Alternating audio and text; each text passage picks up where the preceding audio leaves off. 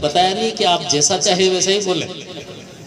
दूसरी बात, एक बहुत ही प्रसन्नता का विषय ये है कि जैसे अभी मंच संचालक महोदय जी ने बताया ना, मैं 40 साल से स्वयंसेवक हूँ, मैं करीब 60 साल से स्वयंसेवक हूँ, लेकिन इस मंच पर और संघ के पदाधिकारियों को सामान्यतः आप बोलते हैं कि राजनीतिज्ञ हैं, इनसे थोड़ा और हम थोड़ी दूरी बना के रखते हैं। संघ का सीधा सीधा और राजनीति में ऐसा नहीं रहता, लेकिन आज बड़ी प्रसन्नता हुई कि बिना किसी पार्टी पॉलिटिक्स, और भोपालगढ़ तो राजनीति का गढ़ रहा है, और वहाँ सांप और नेवले और हरिण और शेर, क्या क्या उदाहरण दूं। अगर जगत तपोवन सो कियो दीरथ दाद निवार, मतलब ये एक सुखद संयोग है कि अपन एक ध्येय रखकर एक मंच पर है, और मुझे कहने में कोई गुरेज नहीं है कि इस कमी के कारण ही अपना देश शायद 1200 साल से अधिक गुलाम रहा। आप विचार करें कि इस देश में क्या कमी रही होगी। दुनिया का सबसे बड़ा देश जिसकी जनसंख्या सबसे ज्यादा थी और है भी, ये 1947 में कुछ अलग टुकड़े हो गए दुर्भाग्य से, उनकी जनसंख्या आज भी मिलाएं तो हम चीन से आगे हैं, और इनके बिना भी चीन से आगे निकल जाएंगे 5-10 साल में, कोई चिंता वाली बात नहीं। सबसे बड़ा देश जनसंख्या की दृष्टि से, धन संपदा की दृष्टि से, जहां गांव में लोग ताला नहीं डालते थे, जहां घी दूध की नदियां बहती थी, सोने की चिड़िया कहलाती भारत, और विश्व का 30% के लगभग व्यापार भारत के द्वारा होता था। और तो और परकीय यहाँ लूटने के लिए आए, शासन करने के लिए नहीं आए थे, लेकिन मोहम्मद गोरी गजनवी जैसे लुटेरे 16-16 बार लूट के ले गए, लेकिन यहाँ धन संपदा की कोई कमी नहीं। एक छोटा सा मंदिर सोमनाथ लूटा था उन्होंने, 1700 ऊंट भर के हीरे जवाहरात यहाँ से लूट के ले गए थे। कितनी धन संपदा है।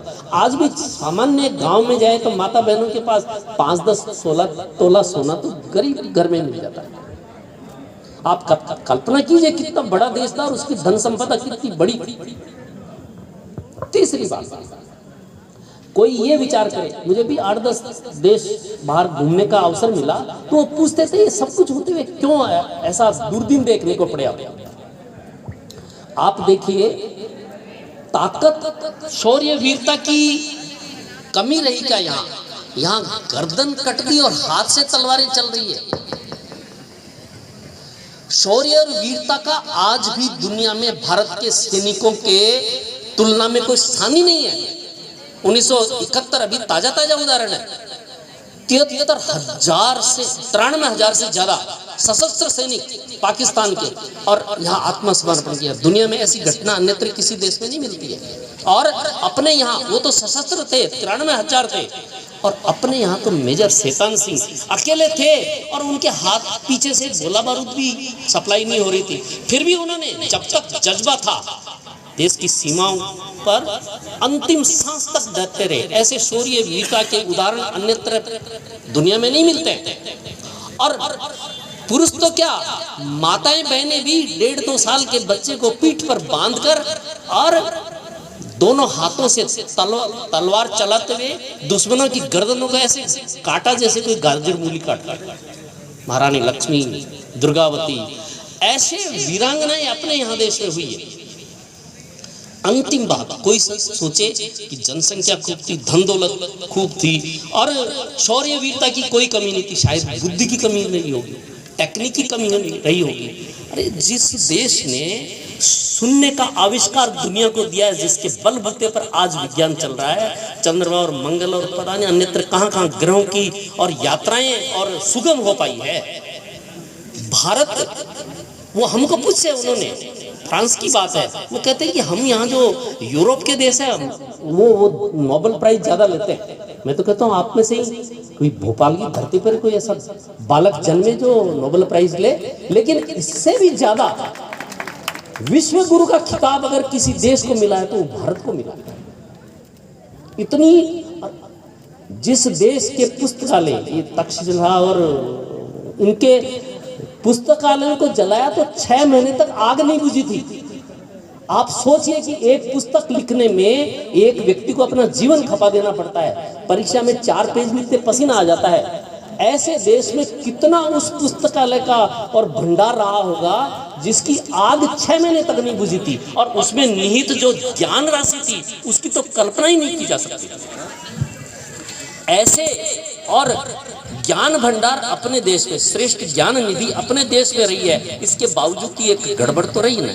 मैं तो सोचता हूँ थोड़ी बात लंबी हो गई, लेकिन इस मंच पर एक जगह बैठने का जो ये भाव है, शायद इसकी कमी रही नहीं, कहीं न कहीं रही होगी इस देश में, और संगठित शक्ति के अभाव में ऐसे दुर्दन देखने को मिले। आज भगवान की कृपा से इस वर्ष से और अपना स्वतंत्रता का 75वां और स्वाधीनता, ऐसा एक अमृत महोत्सव का शुरुआत हो रही है। मैं इस दिन अभी जो चित्र सभी प्रतिभाओं को वितरित किया गया, स्मृति चिन्ह सुभाष चंद्र बोस, आपको जानकारी के लिए बताऊं, मुझे पोर्ट ब्लेयर जाने का अवसर मिला, जहां एक आइसलैंड है, अब तो सुभाष आइसलैंड बोलते हैं उसको, पहले कुछ और अंग्रेजी नाम था। उस पर 1943 को 30 दिसंबर के दिन सुभाष चंद्र बोस ने भारत की स्वतंत्रता की घोषणा कर दी थी। आज भी 30 दिसंबर को वहां पर स्वतंत्रता दिवस मनाया जाता है।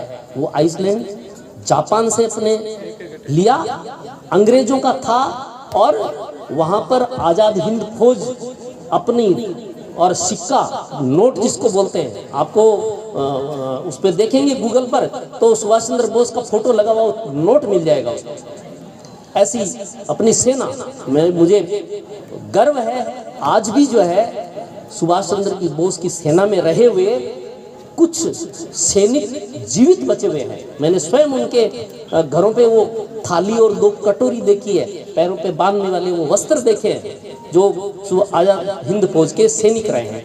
आज उनका सम्मान करने की आवश्यकता है। एक बात, प्रतिभाओं का सम्मान दुनिया में सब जगह होता है। एक कोई पहलवान हो तो उसका दायरा कितना रहता है, ज्यादा ज्यादा अपनी गली मोल ले, भाई ये बड़ा बदमाश है या ताकतवर है वगैरह। राजा का सम्मान कितना होता है, जितना उसका देश होता है, उसकी देश की सीमाएं होती है। लेकिन प्रतिभा का सम्मान दुनिया में होता है। आप देखिए, प्रथम जो ICS भारतीय हुए थे सुभाष चंद्र बाबू, आप देखिए स्वामी विवेकानंद का कितना सम्मान हुआ था जब, और शिकागो में और विश्व धर्म सम्मेलन था, उन्होंने बहुत कम सीमित शब्दों में अपनी बात रखी थी, लेकिन दुनिया भारतीय संस्कृति, सभ्यता और उसके विचारों से कायल हो गए थे। तो प्रतिभाओं का सम्मान ये एक तरह से, और नई पीढ़ी को मिलना ये बहुत आवश्यक है। प्रेरणा लेते हैं। आज जैसे बताया कि 4 अपने RS बंधु यहाँ है, एक बालक सोचेंगे कि अगली बार, मैंने धीरे से एक बालक को कहा आपको भी IPS बनना है, RPS बनना है, RS बनना है, अच्छा तभी रहेगा। अंतिम बात कह के अपनी बात पूरी करता हूँ। अपने यहाँ अगर प्रतिभाओं का सम्मान इसी तरह होता रहेगा तो निश्चित रूप से ये जो देश के विकास की गति है वो निरंतर बढ़ती रहेगी। विशेष रूप से मैं और विद्यार्थियों को एक संदेश देना चाहूँगा कि ये पढ़ लिख कर केवल अपने सीमित टारगेट तय नहीं करते। आप जो सोचेंगे वो बनेंगे, इसमें तय है, इसमें कोई संशय नहीं है। लेकिन यदि आपका टारगेट ही छोटा होगा तो आपका लक्ष्य ही छोटा होगा, तो फिर परिणति परिणाम भी उतना ही होगा। कोई आदमी सोचता है कि मुझे तो अध्यापक बनना है, उसकी तैयारी करते तो अध्यापक बन जाए। कोई सोचते हैं कि मैं तो RS बनूंगा, तैयारी की RS बन जाऊंगा। IAS की तैयारी करेंगे, RS IAS भी बन जाएंगे। मैं तो कहता हूं इससे भी आगे आप सोचिए, आप अपने विचारों को इतना खुला रखिए कि मैं दुनिया का सबसे श्रेष्ठ व्यक्ति हूँ, ऐसा मानते हुए अपनी तैयारी और अपने जीवन को जिए। एक छोटी सी घटना बताता हूँ। मैं गया था इंजीनियरिंग कॉलेज में, कोई बैठक थी, उसमें करीब 20-25 इंजीनियर और 4-5 डॉक्टर्स एमबीबीएस कर रहे थे, स्टूडेंट ऐसे थे। मैंने सबसे एक एक से पूछा, आप क्या बनना चाहते हैं, क्या करेंगे? पहला प्रश्न था, आप क्या बनेंगे? तो कोई नहीं बताया, डॉक्टर और मैं इंजीनियर। बन के क्या करेंगे? आप ध्यान से सुनना बालक। उसने कहा कि हम बड़े इंजीनियर बनेंगे और बड़े डॉक्टर बनेंगे। तो फिर क्या करेंगे? कि फिर पैसा कमाएंगे। आजकल ये पैकेज चलते हैं ना इंजीनियरों के, 35 लाख और 75 लाख, 2 करोड़ वगैरह वगैरह, पैसे कमाएंगे। तीसरा प्रश्न था कि उस पैसे से क्या करेंगे फिर? तो फिर पहले तो हंसे, फिर जिसकी जितनी और बुद्धि थी बोले, क्या बोले? एक तो बंगला होगा फर्स्ट क्लास। मैंने कहा ओके। दूसरा, एक चमचमाती ऑडी की मर्सिडीज कोई गाड़ी होगी, एक नहीं 2 ले लेंगे। फिर क्या करोगे? फिर बच्चों को पढ़ा लिखा के उनको ये करेंगे, शादी कर देंगे। मैंने कहा उसके बाद? और आजकल जो पैकेज मिल रहा है ना, वो 40 साल की आयु होते होते, और मैं तो कहता हूँ भगवान का आशीर्वाद आप पर रहे, और ये 3-4 बातें बताई ना, वो 40 साल में आपकी पूरी हो जाएगी। मैंने कहा उसके बाद क्या करोगे? और पैसा भी 40 साल बाद, जब व्यक्ति 25 साल का लगता है तो 40 साल बाद तो लगभग दुगनी तनख्वाह हो जाती है, 26 के 52 हो जाते हैं। और उस समय 40 साल की आयु में आपको पैसा भी डबल मिलने लग जाएगा, ज़्यादा मिलने लगेगा। उसके बाद क्या करोगे? और आश्चर्य की बात है कि लगभग सभी निरुत्तर थे। वो बंगला भी बन गया, गाड़ी भी बन गई, बच्चे भी हो गए, शादी ब्याह भी कर दिए, उसके बाद क्या करेंगे? तो कुछ समझदार थे एक दो, उन्होंने कहा हम देश की सेवा करेंगे। देश की सेवा करेंगे, अच्छी बात है, ये बहुत अच्छा उत्तर है, लेकिन आप अंतर्मन से विचार कीजिए कि वो सेवा होती कैसे है। सेवा तो होती है, पर कैसे होती है? एक चुनाव में बोलते हैं ना कि मुझे 5 साल के लिए सेवा का अवसर से, क्षमा करना, देखो सेवा तो जो जिनके मन में सेवा का भाव है वो करेंगे ही। ये सेवा का उदाहरण अभी अपन प्रथम मंजिल पे जो भवन का लोकार्पण करके देखा है, ये वास्तव में सेवा है। नहीं तो वो अपने यहीं के कभी महोदय आने वाले हैं, एमएलए साहब, वो भी सेवा ही होती है। लेकिन सेवा भाव मन में रखते हुए यदि हम सेवा करें, ये बहुत महत्व की बात है। आप अगर एक छोटे से दुकानदार भी हैं, आपके मन में सेवा भाव है कि भाई साहब मैं तो क्या सेवा करूं, कोई 100 रुपए की चीज आती है और 110 में 15 में बेच देता हूं, इसमें क्या सेवा है? नहीं, इसमें भी सेवा भाव आपका होना जरूरी है। कम से कम आप मिलावट नहीं कर रहे हैं, ये बहुत बड़ी सेवा है। कहाँ कोई चीज बनती है आप यहाँ प्रोवाइड कर रहे हैं, ये भी सेवा है। आप मन में ये भाव रखिए कि मुझे शायद भगवान ने इस पब्लिक की सेवा करने के लिए ही बिठाया गया है। इसके बदले में अगर 100 रुपए की चीज का 105 या 10 रुपए ले लेता हूँ, इससे मेरा परिवार पोषित होता है। ठीक इसी प्रकार से राजकीय सेवा में जो जाते हैं, वो मन में ऐसा संकल्प करे कि ये जो 2 बाई 2 फीट की जगह पर मैं बैठा हूँ ना, इस जगह का भगवान मैं हूँ, और मुझे सेवा करने के लिए इसने पब्लिक ने ना इस जगह पर बिठाया है। और ये भाव अगर मन में होगा तो आपके जो कर्म है ना, आप सोचिए कि उसकी गति द्विगुणी तो हो ही जाएगी, साथ साथ आपके मन में एक संतोष भी पैदा होगा कि मैं पब्लिक की सेवा कर रहा हूँ। तनख्वाह मिलती है, काम तो झक मार के करना ही पड़ेगा आपको, लेकिन अगर मन में सेवा भाव होगा, प्यार से किसी से बोल लिया क्या जाता है जीभ से। लेकिन ऑफिस में बैठने के बाद तो अपन सभी जानते हैं, जो नए आरएस बने उनसे भी मैं कहना चाहूँगा, लोग हिचकते हैं अंदर जाने के लिए। क्यों भाई? अरे पब्लिक के सर्वेंट है ना। यदि उनके मन में ये भाव हो कि मैं जनता का सेवक हूँ, सेवा करने के लिए मुझे इस जगह बिठाया है, भगवान तो प्रसन्न होंगे ही। वो जो नर नारायण बैठे हैं ना, वो भी आपको अंतर्मन से आशीर्वाद देंगे, और भगवान करे कि आप दिनों दिन रात चौगुनी तरक्की कर पाएंगे। आपके मन में और कोई शाबाशी दे या नहीं दे, कम से कम आपको मन में तो संतोष होगा कि मैंने आज अच्छा काम किया। आप अपने हृदय पे हाथ रख के शाम को विचार करिए, आज मैंने कौन सा अच्छा काम किया। सभी के लिए बता रहा हूँ। तो सेवा का भाव जब तक मन में नहीं जगेगा, तब तक सेवा हो भी नहीं पाएगी। वो तो फिर नाटकबाजी होगी, फोटो खिंचाने वाली बातें हो जाएगी। आपको मन में ये भाव रखना होगा, मुझे पब्लिक की सेवा करनी। एक छोटा सा उदाहरण देता हूँ, शायद गर्ग साहब परिचित होंगे। एक गंगानगर में कलेक्टर हुए हैं, पीसी किशन साहब। उनका नाम लेते मेरे रोंगटे खड़े हो जाते हैं। वो रविवार को क्या करते थे, आप ध्यान से सुनना, नवाचार करने का उनका और प्रकृति थी। वो क्या करते थे, जाकर रविवार के दिन एक जो ट्रैक्टर होता है पानी का टैंकर जिसके 7-8 टूटियां लगी रहती है, वो ले जाते थे। हाथ धोने गांव में होते हैं ना, शादी वाव में ऐसे। और कच्ची बस्ती में जाके, वहाँ एक छजगरिया बस्ती है, जैसे अपने यहाँ सांसी बस्ती है, क्षमा करेंगे मैं जातिगत बात नहीं कर रहा हूँ। वहाँ छजगरिया बस्ती की स्थिति ऐसी थी कि ऐसे कोई गड़बड़ काम नहीं होते हैं जो वहाँ नहीं होते हो, ऐसी बस्ती थी। लोगों ने उनको जब फीडबैक दिया कि उस बस्ती में जाना नहीं, कोई सभ्य आदमी या कोई सज्जन व्यक्ति वहाँ जाते नहीं, कि मैं तो जाऊँगा। जाते वो रोजाना उस टैंकर से वहाँ के बच्चों को बुला के साबुन ले जाते कपड़े धोने की, नहाने की, और खुद अपने हाथ से उन बच्चों को नहलाते। 8-10 बार ऐसा हुआ तो लोगों ने कहा कि ये तो पागल हो गए क्या। आप देखिए उसके बाद में उन बच्चों को कपड़े, कोई भामाशाह तैयार हो जाते हैं कि जब कलेक्टर साहब नहला रहे हैं, मेरे पास तो भगवान ने पैसे दिए हैं। अभी जैसे अपन ने भामाशाहों का सम्मान किया, उन्होंने कहा हम इसके लिए ड्रेस देंगे, किताबें देंगे, फीस हम भरेंगे। उस स्कूल में छजगरिया बस्ती में 6 विद्यार्थी थे और 5 शिक्षक थे। स्कूल आराम से चल रहा था करीब 50 साल से, बहुत पुराना। गंगानगर तो पुरानी है। आप देखिए उसकी स्थिति ऐसी थी, आज की तारीख में 170 से ज्यादा बालक वहां पढ़ रहे हैं, एक बात। और वहां अध्यापक लोग हैं। जब वो ये पीसी किशन साहब वहां जाते थे ना, अध्यापकों की यूं लग जाती थी अब तो अपने तो सस्पेंड टर्मिनेशन का टाइम आ गया है। लेकिन जब उन्होंने कहा कि मैं ही आपका साथी हूं, खुद क्लास में जाते थे, बच्चों से पूछते थे कि कितने तक पढ़े आते हैं, 3 तक। ठीक है, मैं 1 महीने बाद आऊंगा, आप 10 तक याद करना। पीछे अध्यापक सुन रहे थे। और जिस प्रकार से उसका धीरे धीरे रिजल्ट आया, आज अनुकरणीय, जैसा अपना विद्यालय है, धीरे धीरे किस प्रकार से और गतिमान हो रहा है। बोर्ड की मेरिट में नंबर आते हैं, नहीं तो कोई कल्पना कर सकता है कि भोपालगंज जैसी जगह में और अखबार में नाम भी आ जाएगा।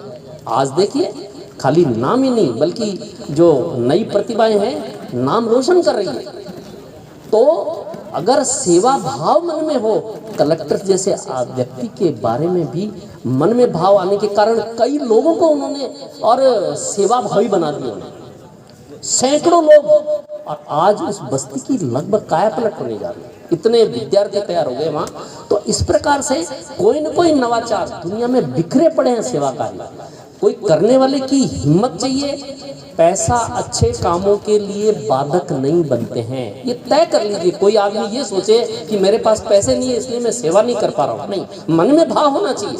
उन्होंने अपने जेब से कितने क्या कुछ किए वो अलग बात है, लेकिन भामाशाहों के मन में यदि भाव जागृत हो गया तो लाख। अभी जाते जाते उन्होंने 5 लाख की घोषणा की ना, वहां जाते जाते कि ठीक है आप 10 तक बना दें, 5 लाख सहज भाव से। अभी राम मंदिर में एक जगह जाना हुआ, आज सवेरे मेरे पास फोन आया बजरंग जी तापड़िया जी का।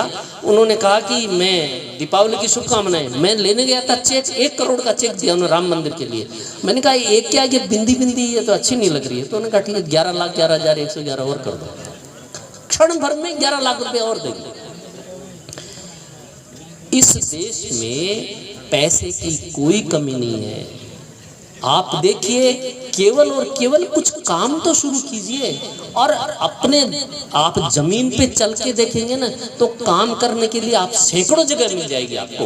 तो सभी से एक निवेदन अंत में करके, अभिभावकों के लिए 2 शब्द कहूँगा। आज अभी गर्ग साहब ने मेरे को बताया कि कुछ संस्कार जो है ना नई पीढ़ी में शिथिल होते जा रहे हैं। पहले परिवार में संस्कार मिलते थे। दादी माँ कहती है ये बेटी 10 साल की पोती है, उसको कहती नीचे उतर, तू ऊपर जाके बाढ़ क्यों सवार रही है। तो उस बच्चे की माँ कहती थी कि इसमें क्या हो गया, 10 साल की बच्ची छत पे जाके, नहीं, अपने परिवार की परंपरा नहीं है छत पे जाके बाल सुखाना न बाल बाना। आप देखिए उसमें कितना और सटीक और गूढ़ संदेश दिया हुआ है। परिवार की छोटी छोटी परंपराएं बहुत बहुत बड़ी दुर्घटनाओं को टाल देती है। अभिभावकों ने कभी देखा कि आपने बच्ची को अपने स्मार्टफोन तो दे दिया, लेकिन वो करती क्या है उस पर?